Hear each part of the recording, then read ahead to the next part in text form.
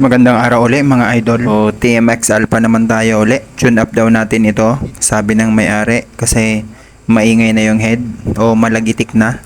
Kaya umpisahan agad natin. Baklasin natin itong cylinder head cover. So, tatanggalin natin itong mga bolt 10mm pati ito sa engine niya para makita natin yung timing mark. Meron naman na tayong video nito kung paano mag-tune up. Kaya madali na lang to sa inyo para ma-top dead center natin. So kailangan pa rin nating baklasin itong cover ng timing mark dito sa kanyang crankside. Ayan, nabaklas na natin. Medyo ginabi na tayo mga idol. So kung mapapansin nyo, sobrang dumi na ng kanyang cylinder head. So kailangan nating i-refresh ito bago natin i-tune up. Hindi pwedeng tune up lang ito. Ayan o, grabe yung oil stain. Sunog na sunog. So, linisan natin yan ng gasolina. Sunog yung langis dito sa head. So, eto, tinanggal ko na tong ASV, yung air suction valve, para buwelo tayo.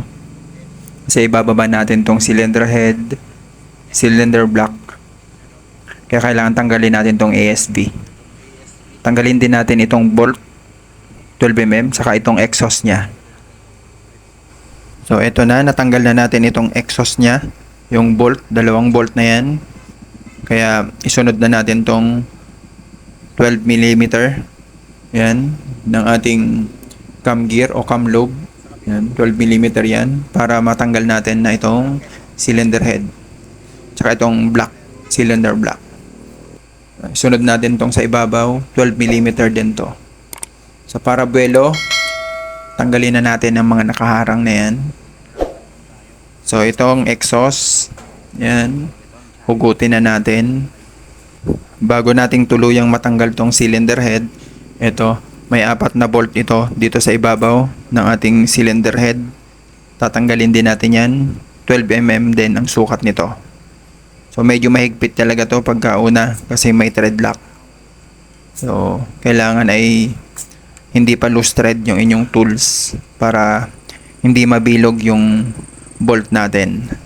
At ito na mga boss. So natanggal na natin yung cylinder head. Hugasan lang natin yan ng gasolina. Pwede rin naman na diesel muna o crudo. So yan o, grabing dumi. Sunog na sunog. Ito na din. Natanggal ko na itong cylinder block. So bahala na kayo kung anong ipanlilinis nyo.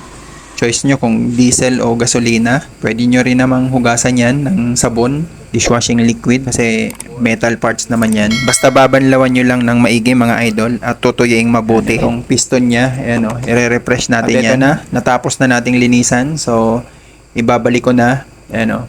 So, kailangan pagbalik nyo nito is naka-top dead center yung inyong piston. Ayan. So, naibalik ko na siya. Babalik na lang natin tong push rod. Pero after nito, kasi gabi na, bukas na natin tatapusin. So, may guide naman yung push rod na yan.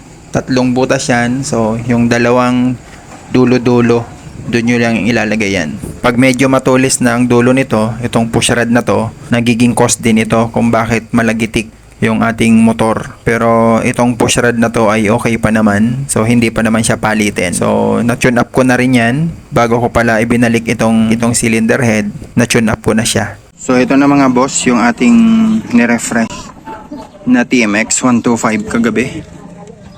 Yan, Alpha. So, okay na siya. Yan. Sana nakapagbahagi uli ako sa inyo ng kaalaman. Hanggang sa muli, God bless.